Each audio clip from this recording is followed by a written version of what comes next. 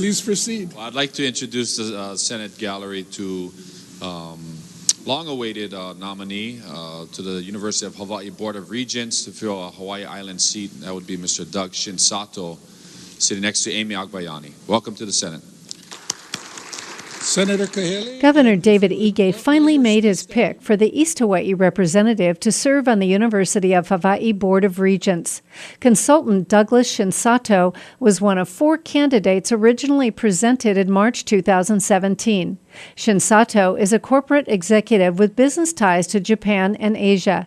The governor was sharply criticized for taking so long to make his pick, missing a March 31st deadline. As you know, I did receive a list of nominees from the advisory committee with 4 names for the East Hawaii Regent.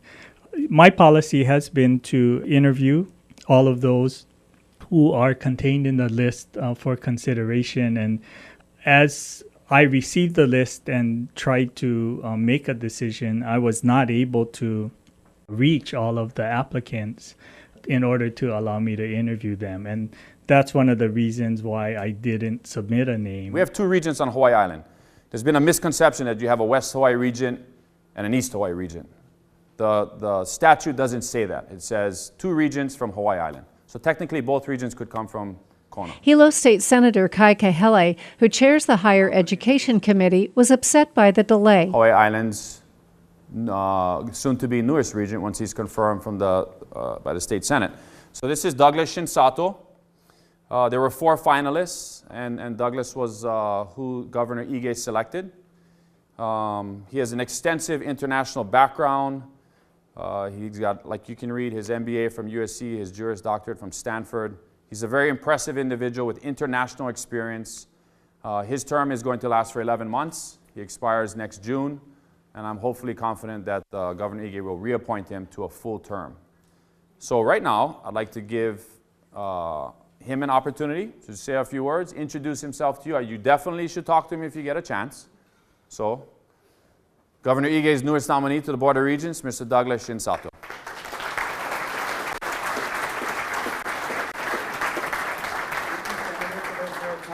Yes, sir. For your support. You bet. I'm very happy to be here, everyone. And I think what makes me very happy is just looking at all of the faces, the level and the quality of diversity. Personally, if you look at my family, my wife is a blue-eyed Scot from the United Kingdom. My 2 grown children are Papahalis who hold American and EU passports. My daughter-in-law is from Ethiopia, and my son-in-law is from Wisconsin. So, with that said, I couldn't agree more with the senator. He talked about higher education as an economic engine. And the reason I think that's very important is that I'm probably older than most everyone in the audience today, but the first time I went to Asia, most of the countries, especially in Southeast Asia, were developing economies, which meant that they had a high rate of illiteracy, a high rate of innumeracy, very bad road infrastructure, and in fact, the first time I went to China, and this was before President Nixon formalized relations with China, the road from Beijing International Airport into downtown Beijing was packed mud. There were more bicycles, in fact, probably 5,000 more bicycles than there were cars, which were reserved for the Communist Party leaders.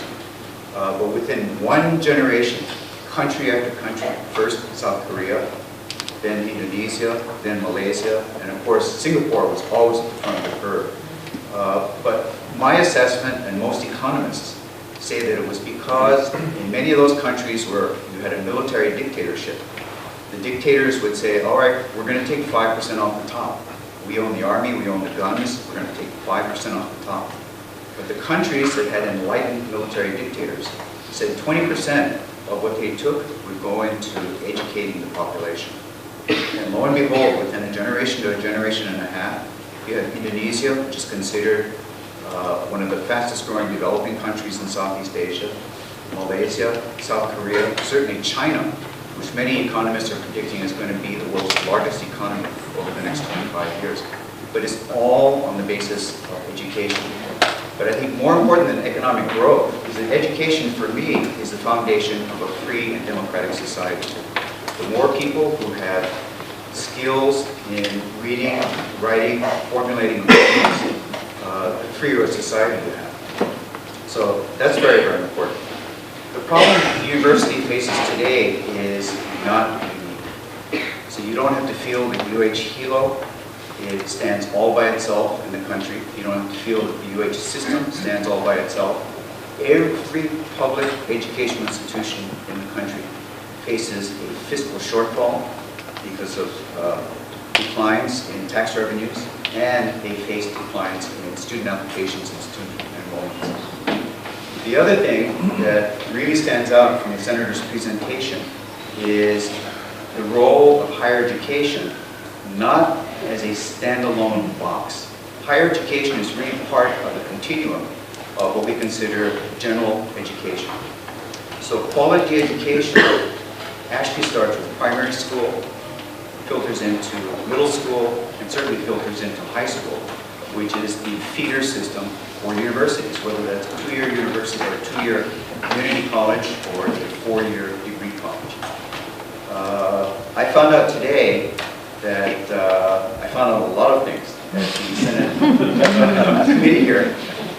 Originally, I was led to believe that the position as board of Regent member would be a 2-day-a-month affair. I was informed by one senator and a dean at the university that it's probably more like a minimum of 5 days. But I'm certainly willing to do that because education, as I said earlier, is just so important. And I'm really, really happy to see so many of you here tonight. So again, thank you very much. Thank you.